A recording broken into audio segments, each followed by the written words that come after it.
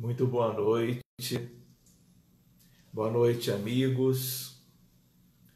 Estamos como que nos preparando para o nosso estudo da noite de hoje.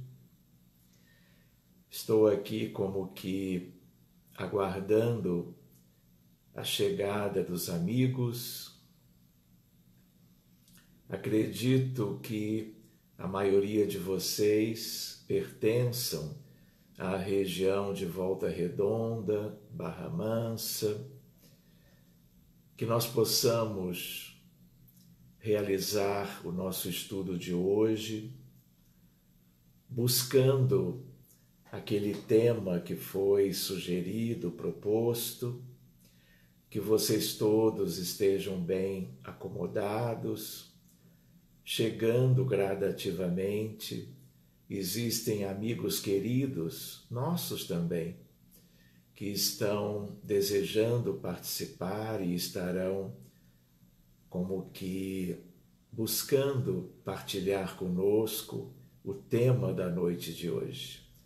Então, eu gostaria, antes de tudo, enquanto os amigos estão chegando, de agradecer a Simone, ao Carlos e a todos os amigos da instituição e também das instituições vizinhas, a oportunidade, depois de um tempinho sem nos encontrarmos, de estarmos assim realizando esse estudo na noite de hoje.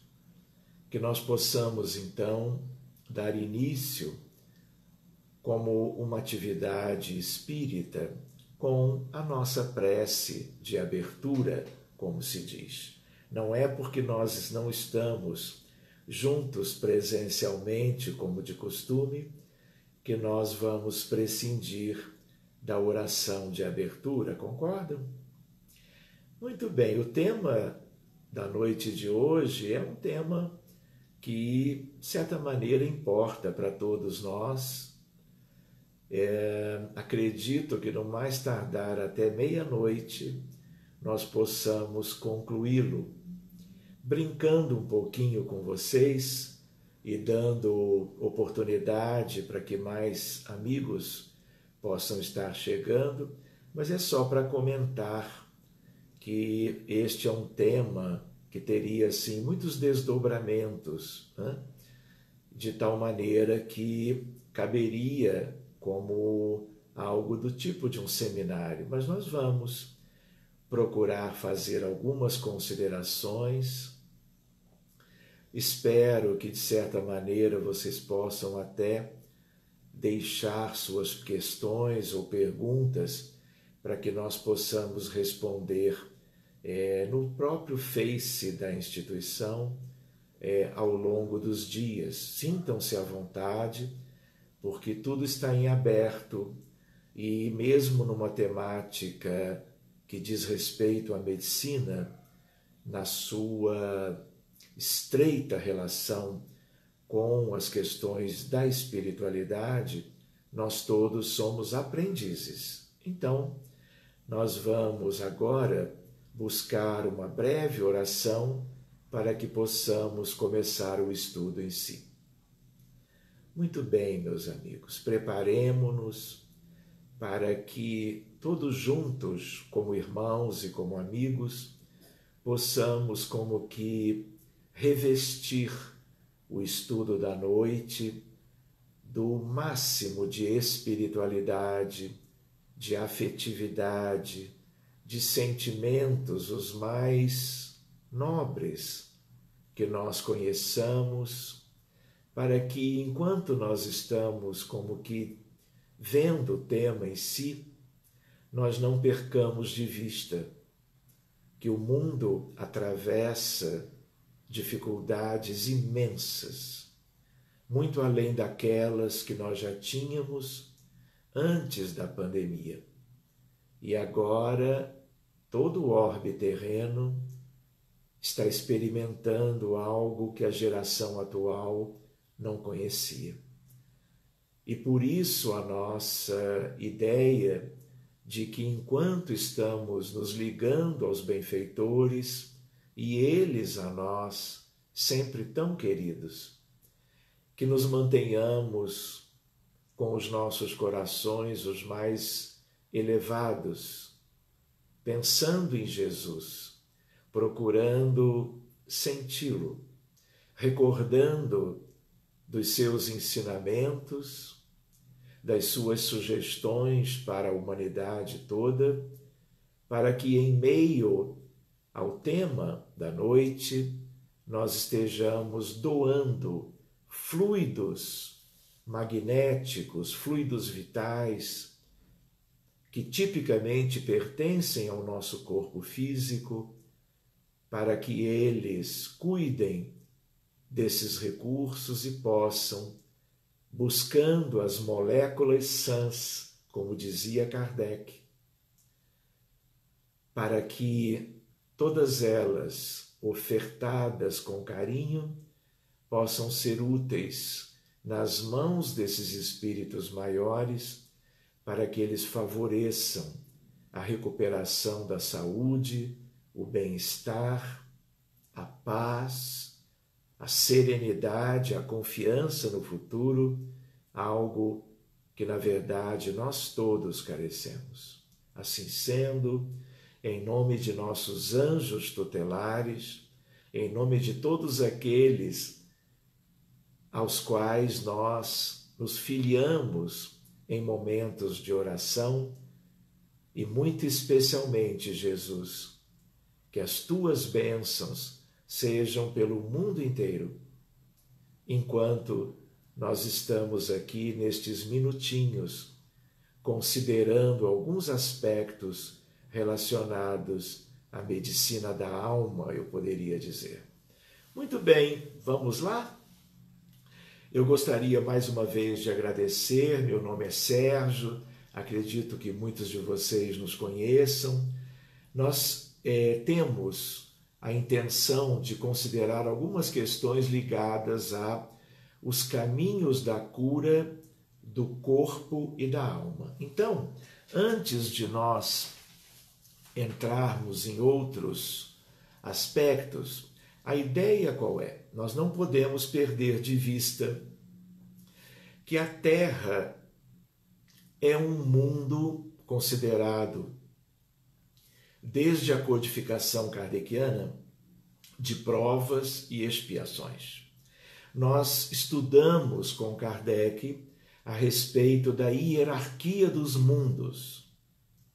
E neste panorama universal, de certa maneira, muito bem colocado naquela altura, nós temos toda uma perspectiva para o futuro quanto à chamada regeneração planetária, algo que vai nos ocupar durante muitos milênios. Não pensemos que o processo regenerativo ele já esteja, vamos dizer assim, adiantado para a nossa condição. Nós estamos ainda numa espécie de limiar, mas quando a espiritualidade também conversa a respeito dos problemas da humanidade, eles deixaram claro que o planeta Terra, com a ideia de provas e expiações, é, na verdade, um grande hospital. O que isso significa para nós? Nós podemos ter saúde mental hoje, podemos ter saúde física, podemos ter tido, por exemplo, o resultado de exames de investigação clínica com métodos de imagem bem sofisticados, com resultados normais. Mas tudo isso diz respeito apenas a alguma condição do ser humano.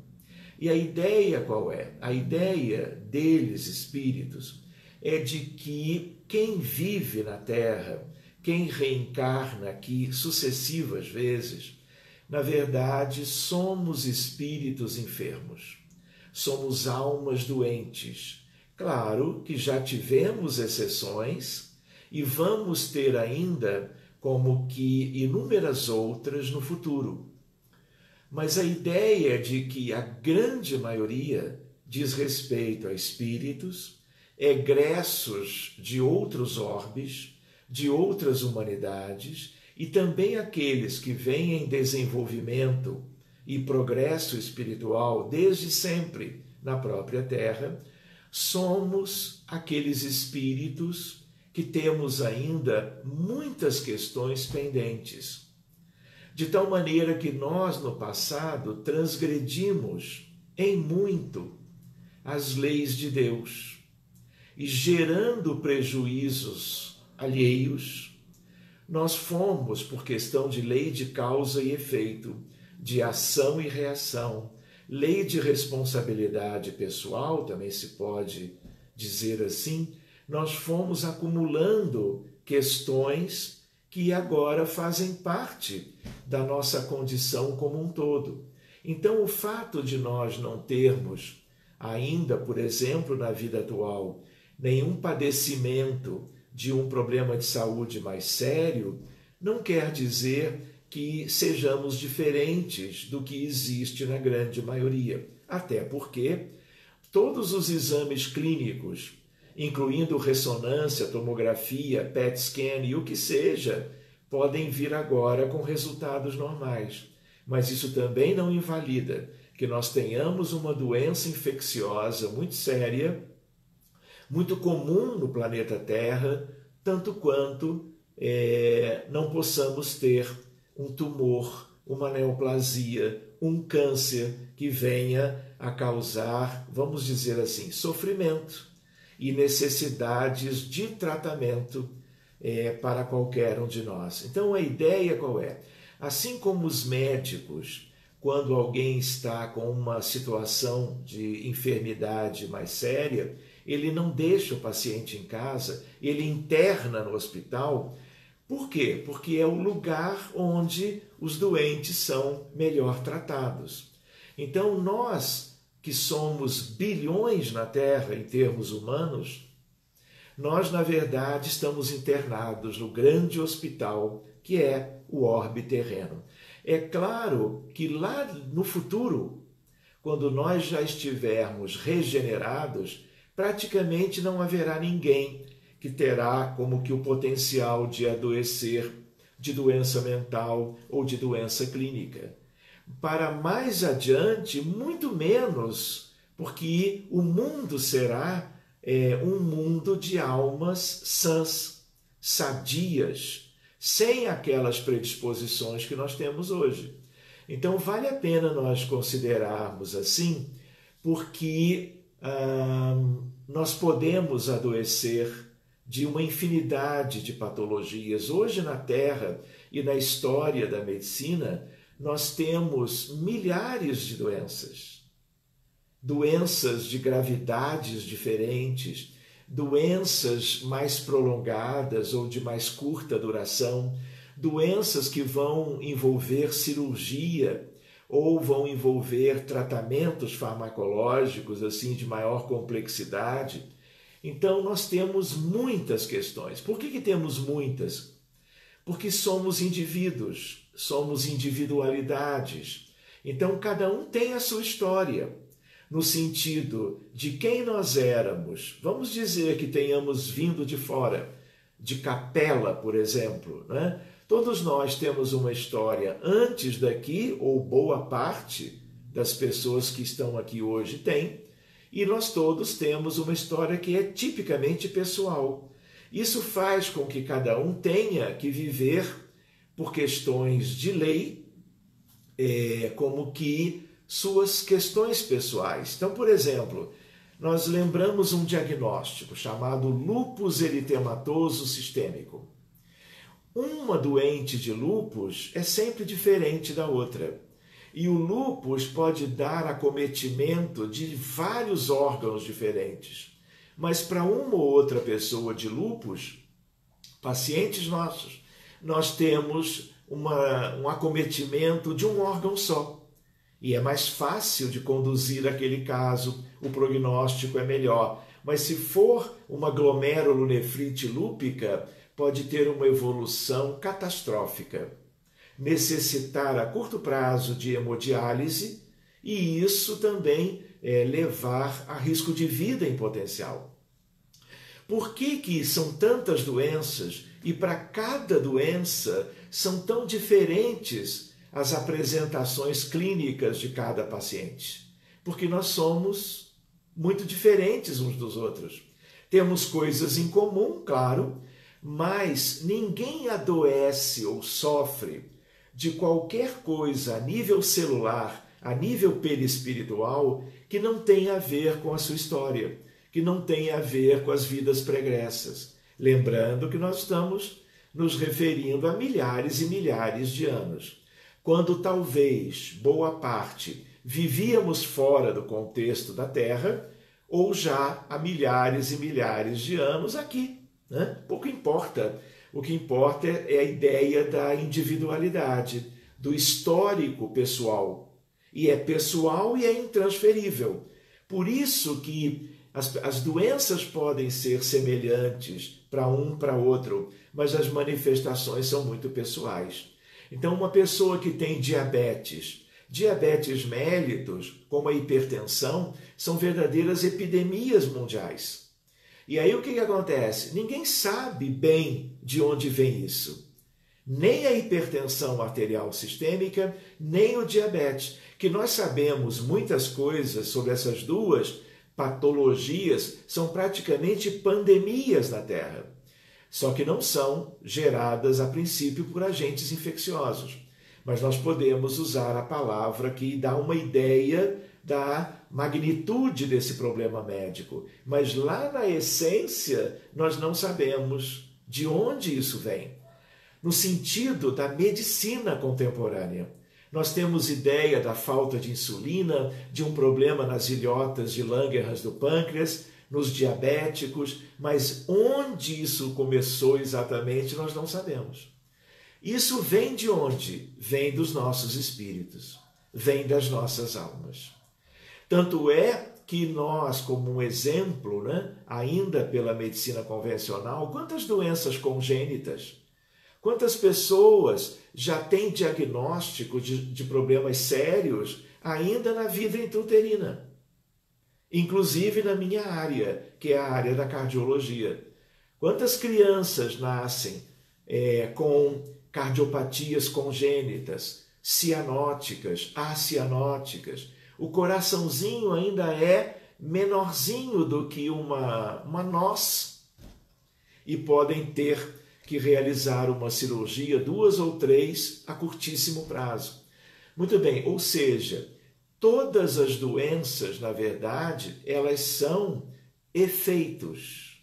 E as causas, podemos dizer isso hoje com a maior serenidade, é algo que vai nos acompanhar na evolução da medicina toda humanizada e espiritualizada, no sentido do porvir inteiro, até que as doenças deixem de existir, porque nós não teremos mais motivos para apresentá-las ao longo das reencarnações lá muito adiante do que nós vivemos hoje. Então, uma ideia para nós é a ideia, primeiro, aqui é um grande hospital.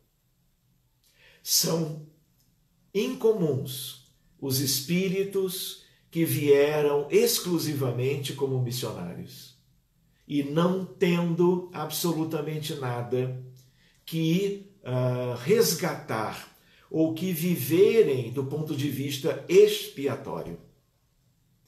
Então, isso nos ajuda a compreender a realidade. Doenças antigas, doenças recentes. Ninguém tinha ouvido falar de ebola. E tivemos inúmeras pessoas no norte da África durante a epidemia de ebola, que parece que está mais limitada, mas voltando num determinado país africano. A ideia qual é? Uma doença viral de alta letalidade. Metade dos doentes com ebola morreram.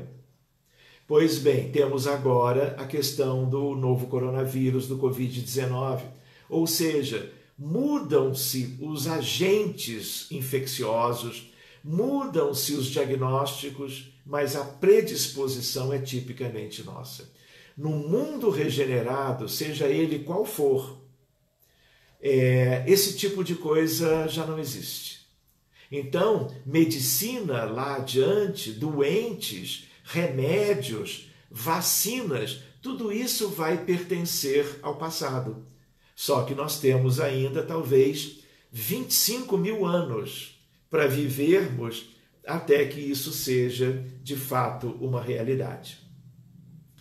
Quando a gente coloca no slide título, como eu gosto de dizer, o título do estudo, Os Caminhos da Cura do Corpo e da Alma, a segunda ideia já tem a ver com o título. Qual é a questão? Todos nós queremos ficar bem.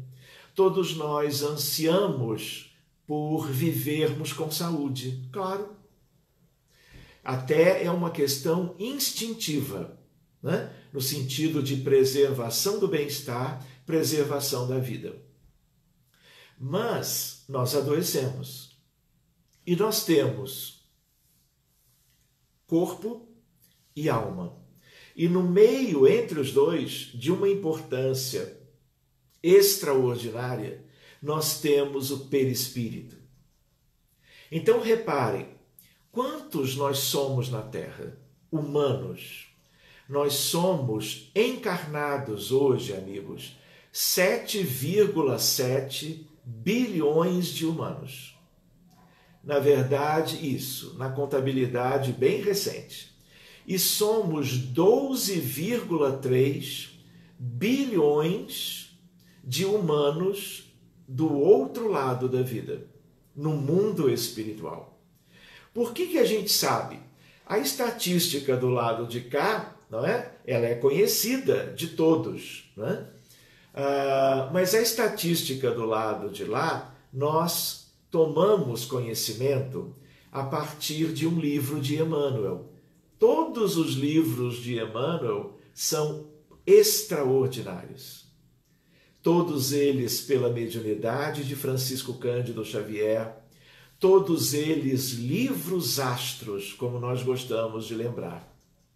Um deles, que se chama Roteiro, no capítulo chamado O Grande Educandário. Quem é o grande educandário? É a Terra. Assim como a Terra é um grande hospital, a Terra também é uma escola para todos que, ao mesmo tempo, adoecemos e trazemos predisposições para adoecermos repetidas vezes, nós também estamos num longo processo educativo de educação moral, de educação espiritual, em termos de referenciais de vida eterna. Todos nós somos aprendizes das virtudes. Porque o que nos caracterizou o passado? Quando exatamente transgredindo as leis, por orgulho, egoísmo e vaidade, por exemplo, e todos os outros vícios decorrentes, nós fomos agindo mal. Fomos fazendo escolhas equivocadas, fomos prejudicando as outras pessoas. E a lei de causa e efeito, como todos vocês conhecem, ela é capaz de vincular imediatamente, vamos dizer, os transgressores aos males praticados por eles. De tal maneira que a ideia de um grande educandário tem a ver com os ensinamentos a partir das filosofias e das crenças e até das ciências e das artes, para que nós amadureçamos a compreensão, o entendimento sobre quem somos e o que nós precisamos para vivermos uma vida ou vidas diferentes, sem tantas dores, sem tanto sofrimento, sem tantas expiações e sem tantas provas. A tendência é que isso se dilua na medida em que, como um caminho de cura, nós formos nos tornando, vamos dizer assim, mais virtuosos. E não tem como ocupar o mesmo espaço. Para sermos virtuosos, temos que nos desvencilhar, vamos dizer, dos vícios morais que ainda sobram na economia do ser humano que nós somos. Por isso a ideia de que a regeneração lá adiante vai acontecer, ela não virá como que com elementos maravilhosos que venham das alturas. Eles, num certo sentido, já vieram e continuarão vindo. Mas isso não é algo que vai contemplando a humanidade no sentido de algo que tão somente venha de fora. Porque o grande processo de recuperação, ele precisa ser consciente, ele precisa vir de dentro, ele precisa como que surgir a partir de todo o empenho de cada indivíduo no sentido moral e espiritual, para que nós, com as virtudes, nós possamos substituir propriamente os vícios que nós deixamos acumulando na nossa realidade há tanto tempo. Então, quando a gente trabalha a palavra cura, que está no título do estudo, nós precisamos lembrar, com os amigos queridos essa noite, que nós todos, na verdade, pensamos de não termos sintomas. Se não temos sintomas, estamos bem, estamos achando que está tudo bem. Mas a gente lembra, não está. Mas claro, se eu tenho cefaleia, dor de cabeça, eu vou e tomo um analgésico, alivia. Se aquilo persiste, eu vou procurar um médico, porque eu já sei que pode ser enxaqueca, pode ser uma meningite, pode ser uma má formação arteriovenosa cerebral, pode ser uma infinidade de questões. Cefaleias humanas são 70 diagnósticos possíveis. E o médico, dependendo de você buscá-lo ou buscá-la, ela ou ele vão te ajudar a esclarecer. Então, um nível de cura é você ir lá e tomar um analgésico. Mas vai que seja um tumor cerebral. Existe câncer no cérebro. E aí há toda uma programação delicadíssima de uma cirurgia para extração do tumor. Então, isso é um outro nível em busca da cura. Mas também nós nos lembramos que mesmo que aquele tumor seja retirado e haja toda a quimioterapia, radioterapia, que se utilize todo o arsenal terapêutico da moderna neurologia, neurocirurgia, isso também não é o nível mais profundo de cura. Porque a retirada de uma deformidade qualquer, de algo que cresce fora do lugar e que precisa ser extraído, é um nível mais importante, mas não é tudo. Por quê? Porque na medida que eu mudo o paradigma, na medida que eu mudo o entendimento, compreendendo que as razões são profundas, para um tumor qualquer, por exemplo, para aquele diagnóstico de um tumor cerebral naquela pessoa, na verdade, aquilo vem como um efeito. Aquilo vem como resultado de alguma coisa.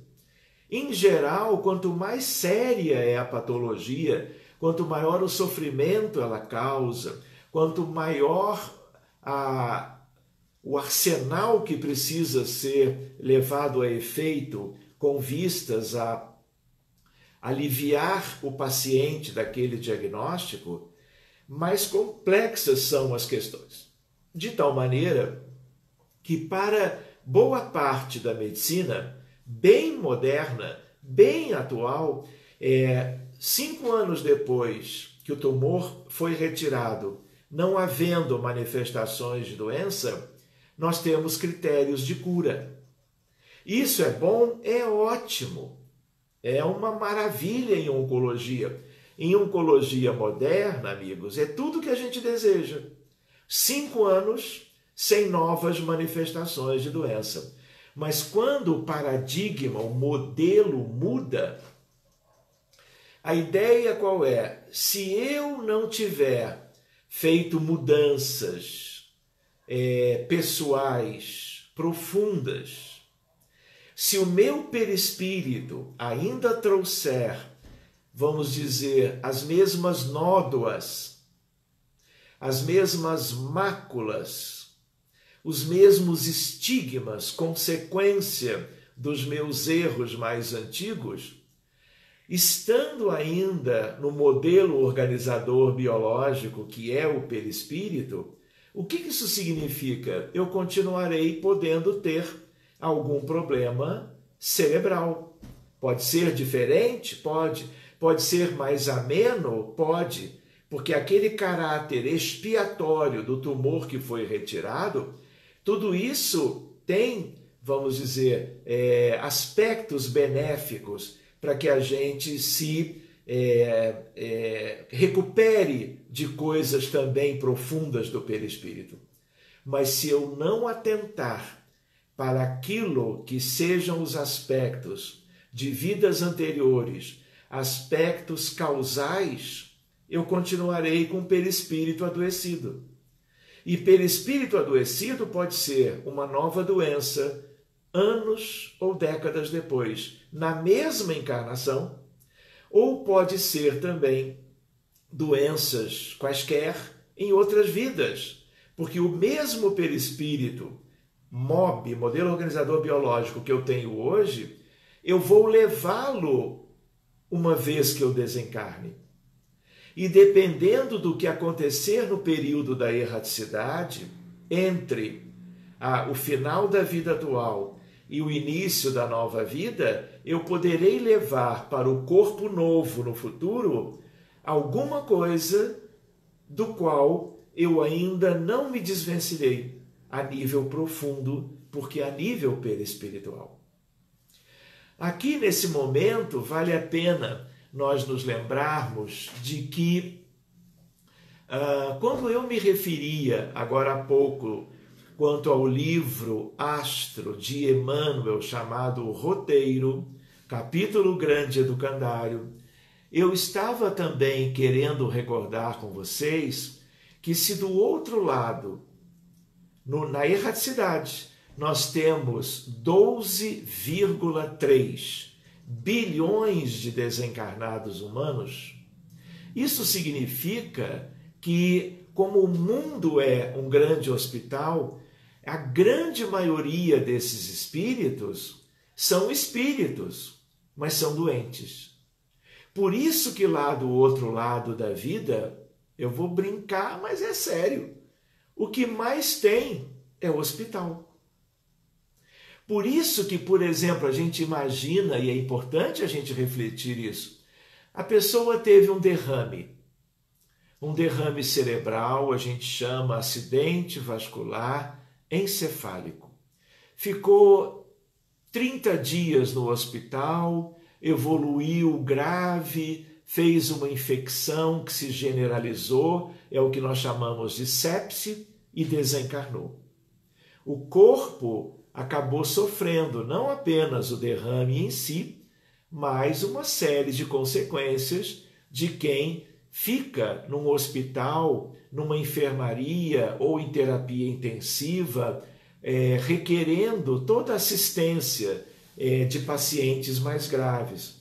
E aí desencarna. Quando desencarna, vocês acreditam que as pessoas simplesmente dormem um pouco porque tinham ficado em coma no hospital, aí acordam, despertam, e aí olham, está tudo bem?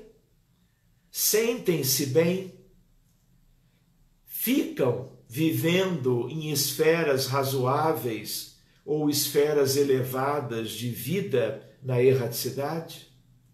Ou ficam assintomáticos, como que tivessem se livrado de um sério problema durante todo aquele contexto de doença de 30 dias, e aí estão bem para viverem fazendo atividades diversas lá do outro lado, na companhia de espíritos superiores. Vocês acham que é simples assim? O que a gente tem visto nas reuniões mediúnicas, nos utilizando de médiuns muito preparados já há muitas décadas, é algo completamente diferente. Mas mesmo quem não tivesse essa experiência, bastaria a leitura dos livros de André Luiz, da série que começa em Nosso Lar, segue para os Mensageiros, depois Missionários da Luz, até lá e a vida continua. Porque ali nós temos, vamos dizer assim, todo um panorama do que se passa no mundo espiritual. E ali nós temos uma ideia das muitas dificuldades humanas do outro lado da vida. E também a noção de que desencarnar, isso sim, é nos desvencilharmos do corpo físico, doente, necessitado, que foi submetido a diversos tratamentos, quando foi o caso, não é? Mas o perispírito vai continuar conosco. E, na verdade, tudo que nós fizemos em contrário às leis de Deus, fizemos por aspectos dos nossos espíritos, das nossas almas, mas tudo trouxe para os nossos perispíritos as consequências. As consequências das boas escolhas, as consequências das melhores atitudes, sentimentos, decisões, experiências de vida ao longo de milhares e milhares de anos, mas também aquilo que resultou dos nossos erros antigos, de tal maneira que nós temos que considerar estas coisas também.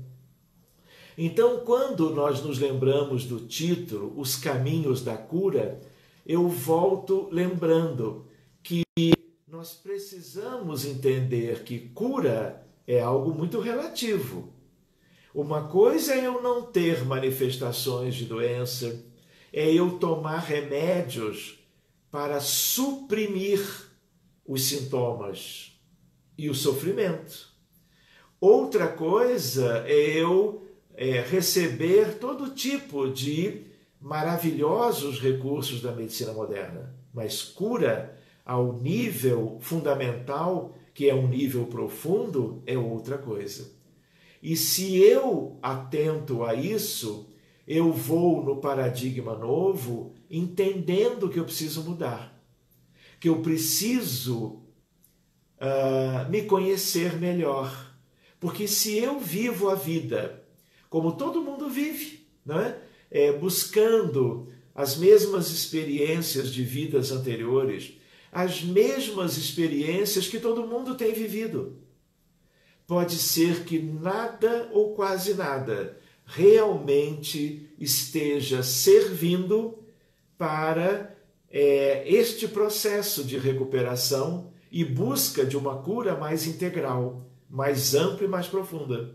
Porque se eu escolho uma profissão, uma atividade, saio todos os dias, vivo, vamos dizer, as fadigas naturais do dia a dia, muitas vezes criamos um contexto familiar de um modo ou de outro e as coisas são meramente repetitivas, sem maior reflexão, sem as considerações novas que a doutrina espírita vem sugerindo que nós façamos, nós vamos viver novamente uma vida de ilusões. Porque nós nos lembramos que nós não enxergamos quem nós somos normalmente. Nós pensamos que somos, na verdade, quem nós não somos. E aí, o fato de não termos sinais e sintomas de uma patologia qualquer, não quer dizer que logo ali adiante não tenhamos que lidar com a visita de algo bem delicado que possa vir a mudar as nossas vidas e também ocasionando reflexos importantes na vida dos nossos familiares e até dos demais seres que fazem parte dos nossos vínculos do dia a dia, profissionais inclusive também. Então, se a gente pensar, não é, em termos de mundo espiritual, nós estávamos recordando a ideia de que, vamos pensar, 3/4 ou 3/4 partes, 75% dos espíritos no mundo espiritual são doentes também. E eles lá estão em processo de reajustamento, estão em processos de possibilidades de reflexão, buscando conhecerem a si mesmos, identificarem como nós precisamos fazer aquelas questões que sejam imperiosas para uma vida futura melhor. Porque senão as vidas vão se sucedendo, no plano físico vamos vivendo outras e outras no campo das ilusões, porque a matéria nos limita muito. Não é verdade? Nós vivemos a prisão do corpo. E nessa prisão do corpo, nós não enxergamos bem a realidade, ou apenas enxergamos uma realidade de algo que é aparente, que é notável, mas que não é tudo.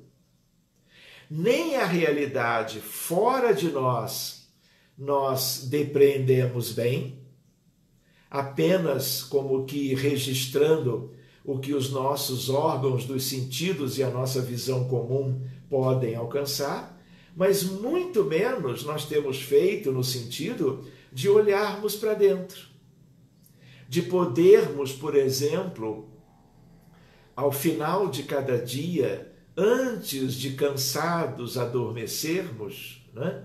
Às vezes até sem um diálogo com os familiares, às vezes sem momentos de comunhão em família, muitas vezes apenas desmaiando pelo cansaço, né?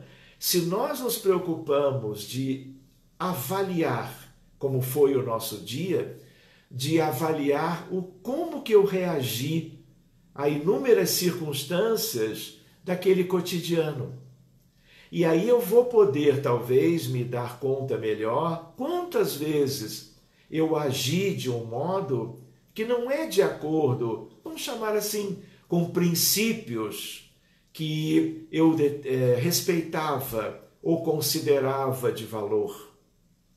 De tal maneira que, na medida em que eu vou reparando que eu sou também um espírito imperfeito, com dificuldades diante das situações, circunstâncias do dia a dia, se eu procuro olhar para mim muito mais do que eu costumo olhar para os erros alheios, né? E apontando o dedo para notar as imperfeições do próximo, qual é a ideia que me cabe?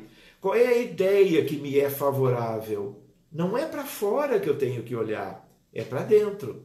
Então, é um esforço? É um hábito a ser criado também. Se eu não criar isso, eu vou ver televisão, eu vou me ocupar de séries na TV, eu vou me ocupar de novelas, né? Uma atrás da outra, eu vou me distrair novamente.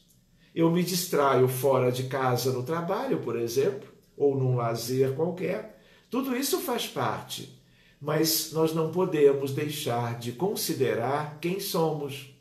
E também, porque considerando quem somos, quais são as nossas reais necessidades. Então, quando no âmbito da doutrina espírita, nós aprendemos aquelas questões, quem que eu sou? De onde que eu venho? Que mundo é esse? Por que a vida é desse modo? Por que há sofrimento? Não é verdade? Essas respostas eu já esboço, eu já tenho uma ideia, mas eu não posso apenas ficar com as respostas e deixar de investir em mim mesmo também. Não é verdade? E uma coisa curiosa, esse investimento em cada um não é um gesto egoísta. Nós somos todos egoístas. Mas a ideia qual é? Se eu vou buscar reconhecer, olhando para dentro, as minhas imperfeições, eu poderei ter melhor ideia da realidade. porque de certa maneira o mundo era de ilusões. Vocês imaginem quantas pessoas ao longo de toda a história da humanidade, até os dias atuais, estão desencarnando, vamos dizer assim, com muito pouco proveito das experiências reencarnatórias, do ponto de vista da evolução essencial que precisa ser feita. Então, por isso que a frase, como os espíritos dizem, que durante muito tempo mais se ouviu, mais se escutou, e se escuta ainda, quando as pessoas que morreram despertaram de algum modo, olharam para si, se viram como que vivos, né? Com a mesma consciência, ideia da sua história, olharam e viram panoramicamente o que havia à sua volta, né? E a expressão qual era?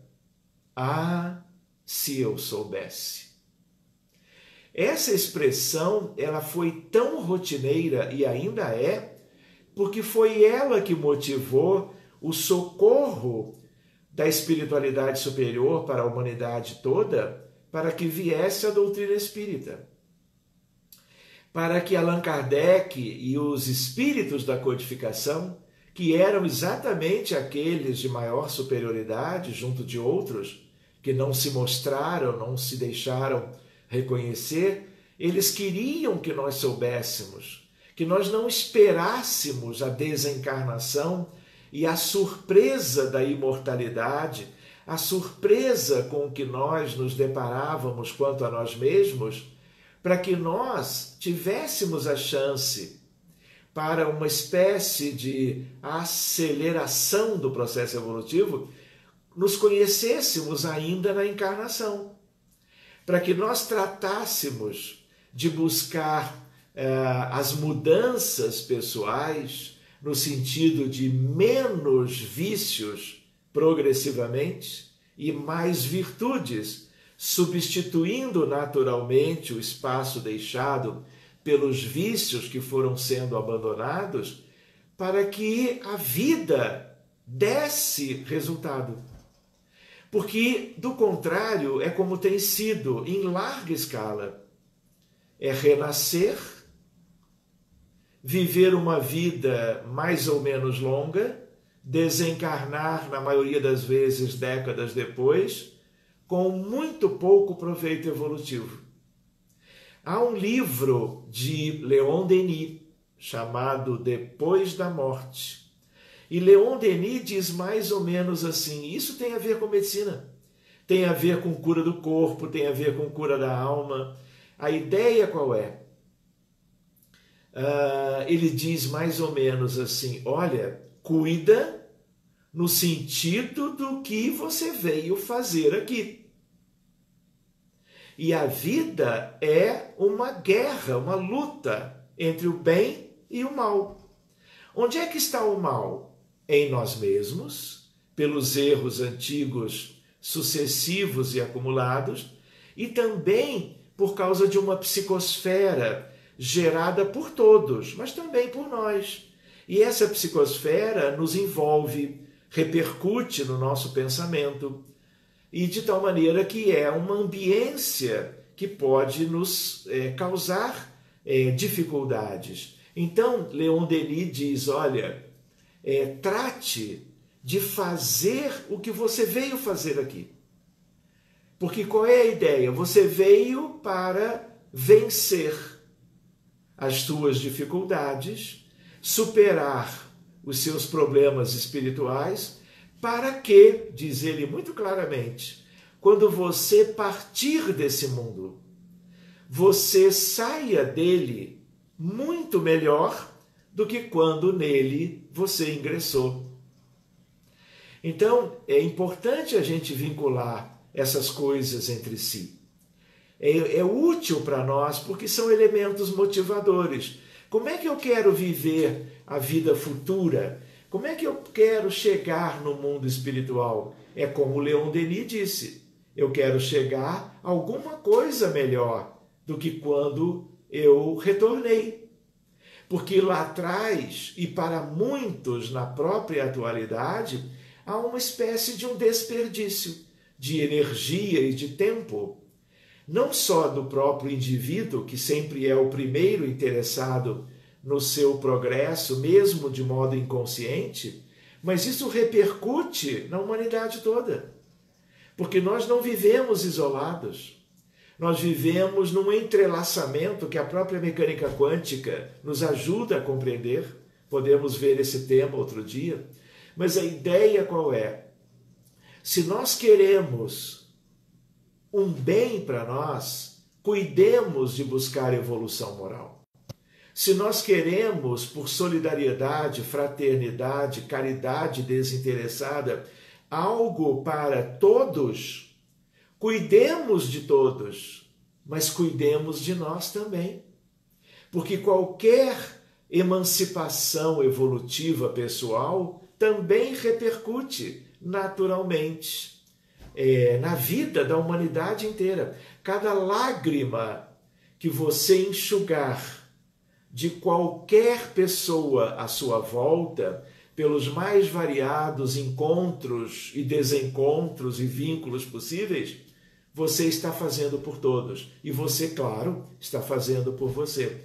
E o contrário também é verdadeiro. Na medida que você cuidar de você, que você crescer por dentro. O que é crescer por dentro? Virtude. Você estará contribuindo com Jesus, com os grandes espíritos e com a humanidade, com o rebanho inteiro. Cada ovelha do rebanho que progride em alguma coisa gera um benefício para o rebanho inteiro. Então essa é uma questão que vale a pena a gente refletir um pouquinho. Uma outra ideia, quando nós nos referimos ao mundo espiritual, e a ideia de que o que mais tem na vida além túmulo são clínicas, postos de auxílio, postos de atendimento, postos de socorro, clínicas e hospitais, eles são administrados dependendo de onde eles se situam. Ao redor de toda a geofísica, toda a geografia da Terra.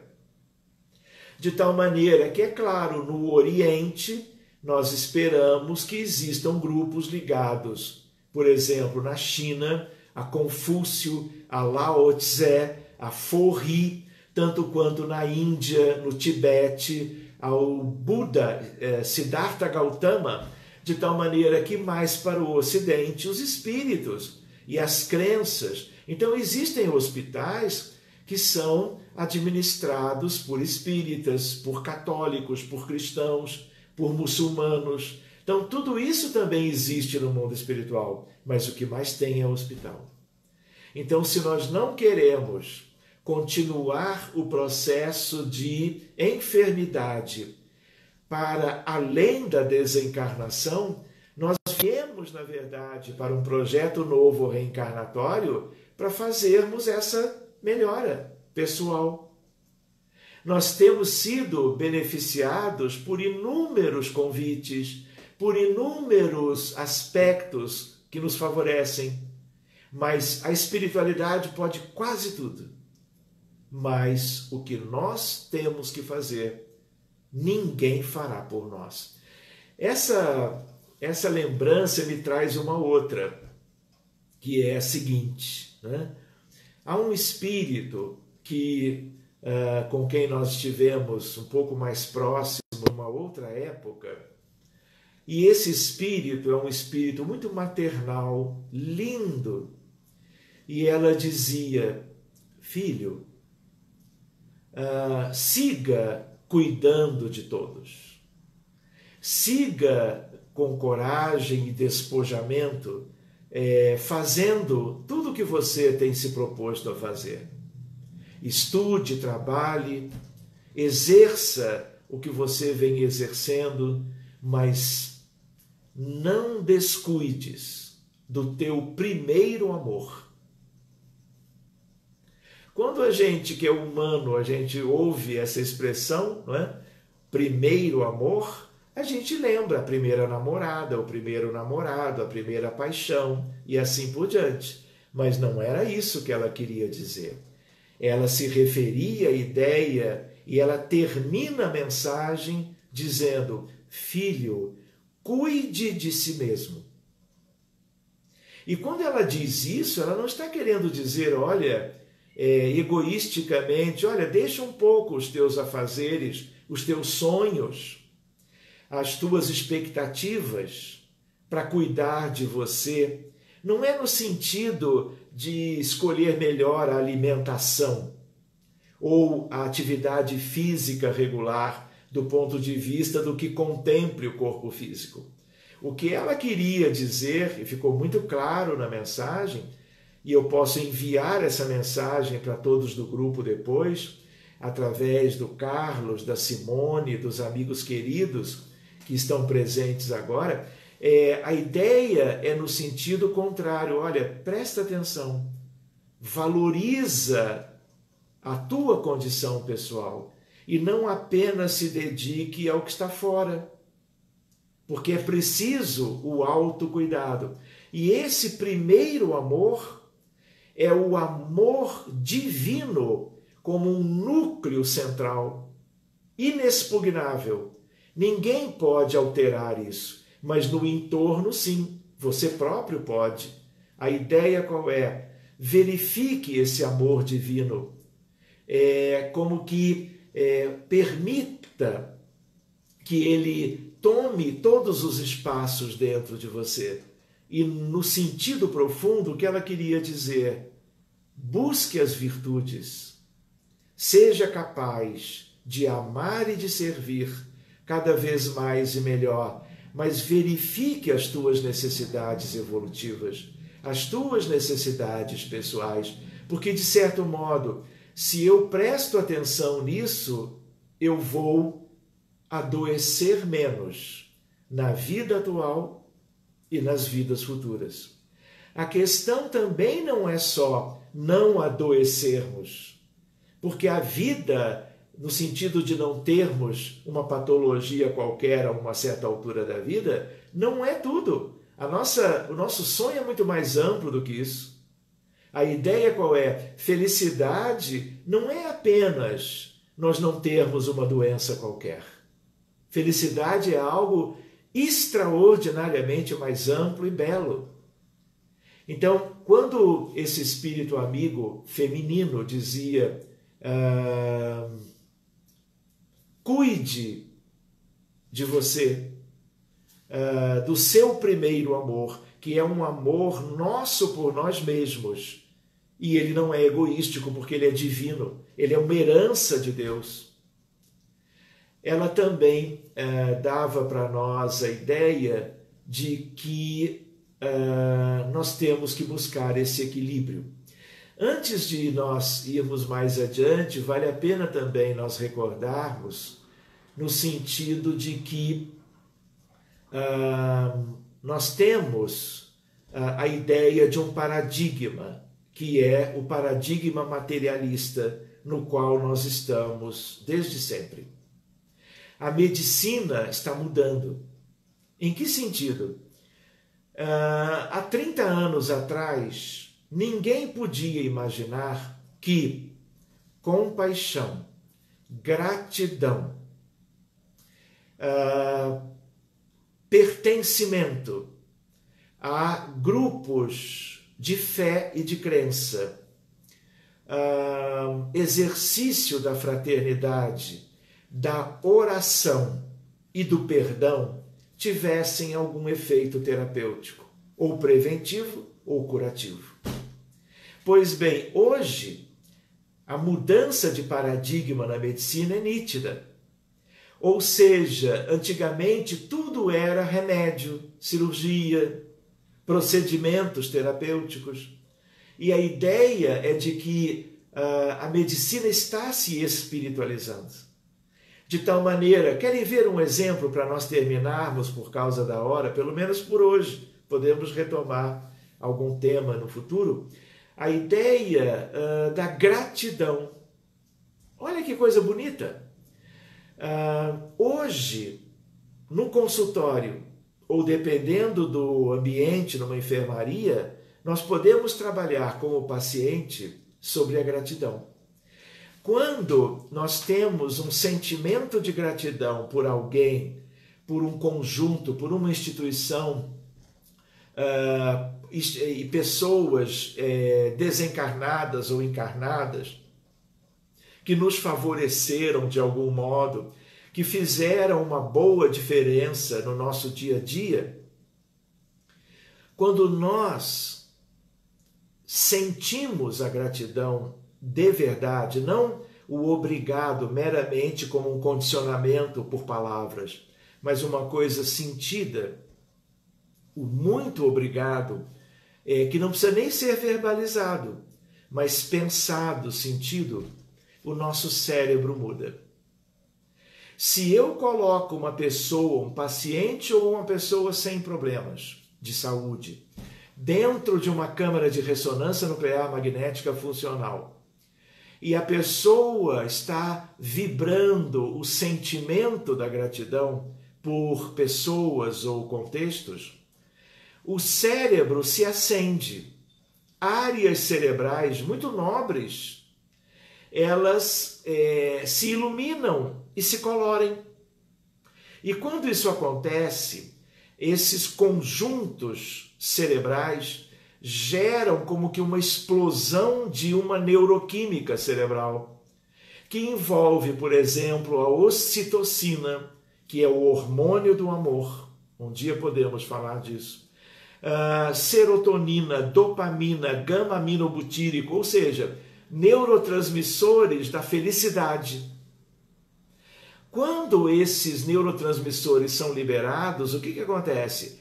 Essas substâncias são moléculas, neuropeptídicos.